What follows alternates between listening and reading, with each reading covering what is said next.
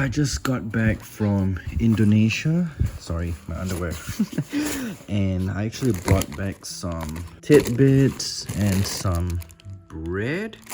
And then in here, I actually wrapped some driftwood for future tea enclosures. So here's another packet of driftwood. I actually brought 3 back.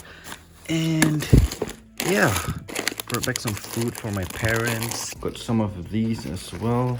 Mr. Potato Ghost Pepper. I don't know what's the difference. Oh, seaweed flavor and cheese flavor.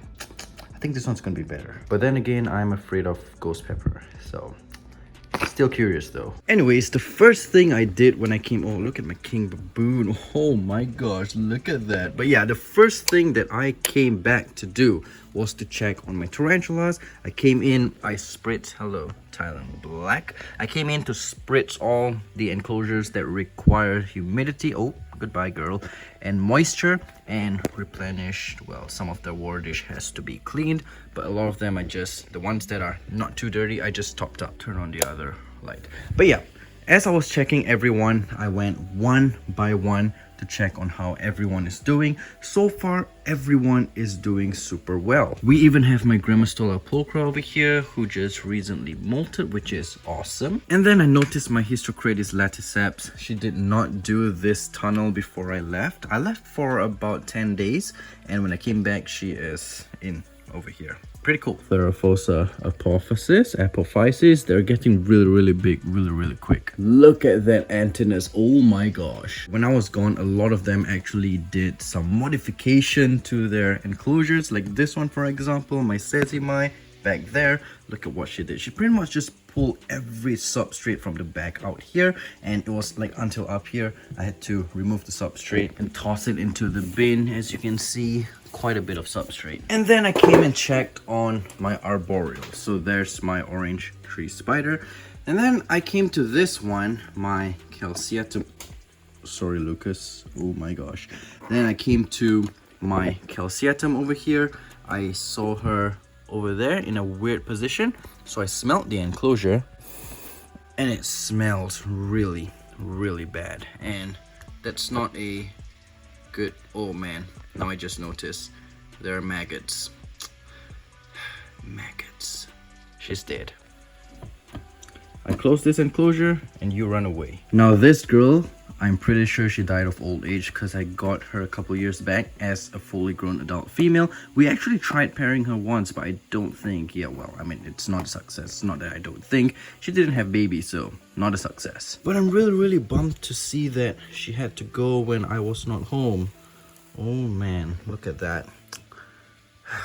Why, girl? Look at the web she has made. Really nice. I'm not too sure why. This was actually the one with the weird looking abdomen. You guys remember? She has the weirdest looking abdomen. Do you actually see that bulge around the sides? What is that? Now, I'm not really sure what that is. She's had that ever since her last molt. Is that like a tumor or something? I am not sure. If you look from this side over here, kind of has like a little bulge on the right side. Yeah, this is the one. And she actually molted after that and still had that weird abdomen. But unfortunately, she is now dead and filled with maggots. So sad. But girl, why didn't you wait for me to come back to say goodbye?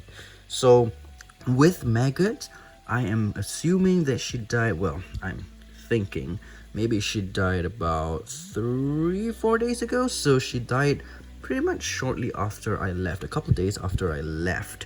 That's my take on it. And unfortunately, so sad, look at that. So bummed. I actually have a matured male with my friend that we're supposed to pair with this girl. But unfortunately, I guess that's not going to be the case. Look at the maggots. Oh, man. I went to Indonesia and one of the tea died, which is my beloved calceatum. I don't know if you guys remember when I unboxed her. It's quite a while. Oh, man, look at that. That's super gross. Now, it takes super quick for maggots to devour the entire tarantula. So, yeah. that's the head. They've pretty much already eaten up the abdomen down there. And yeah, I'm going to be pretty much redoing this entire enclosure, disinfecting everything so we can put in a new tarantula in the future.